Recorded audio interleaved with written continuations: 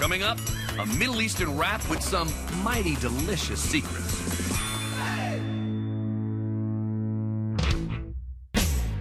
Falafel may be an ancient delicacy, but this vegetarian wrap made from old-age family recipes takes modern portability to a whole new level.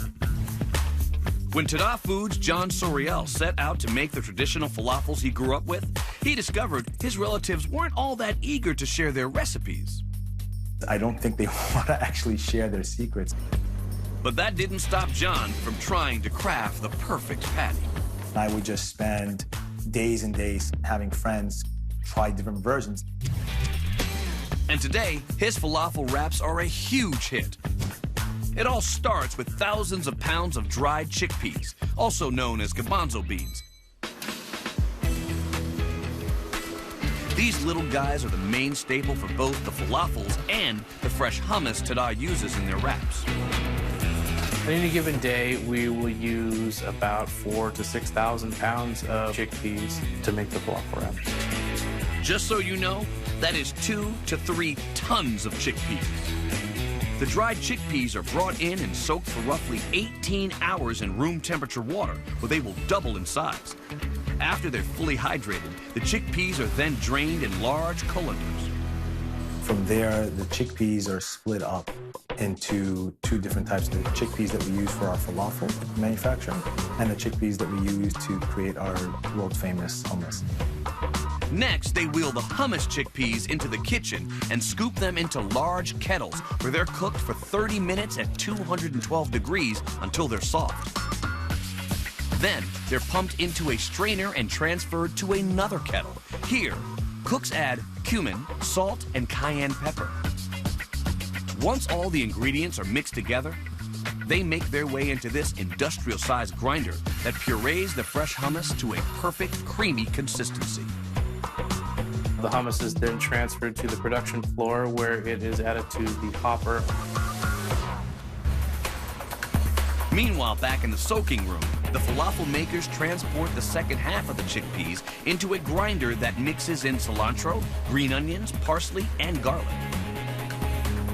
They're all different shades of green, so if you're eating a fresh falafel, it should have a nice bright green color to it. The grinder churns and mixes.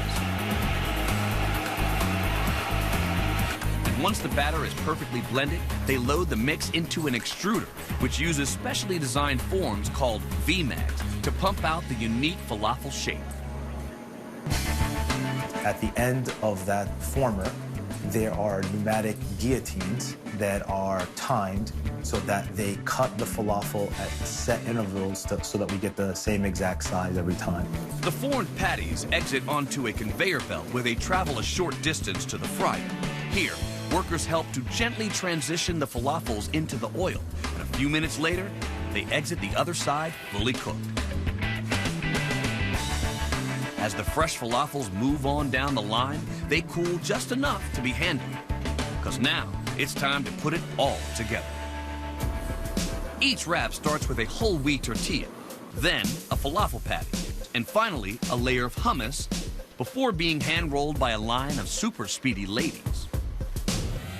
The first time I saw them roll it, I got carpal tunnel just looking at them because they're so fast. Once our wraps are rolled, it's time to chill, literally.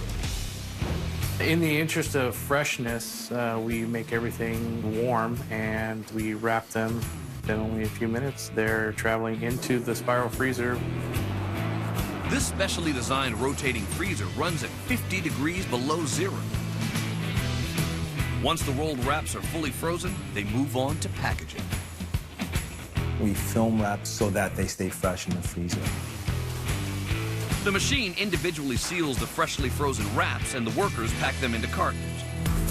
And while millions of people may enjoy them, the biggest concern is one tough customer. The one thing I was most hesitant about is having my mother try it. But yeah, my mom loves it. You know, she's always asking me to send her stuff. And there you have it, a taste not only a mother could love.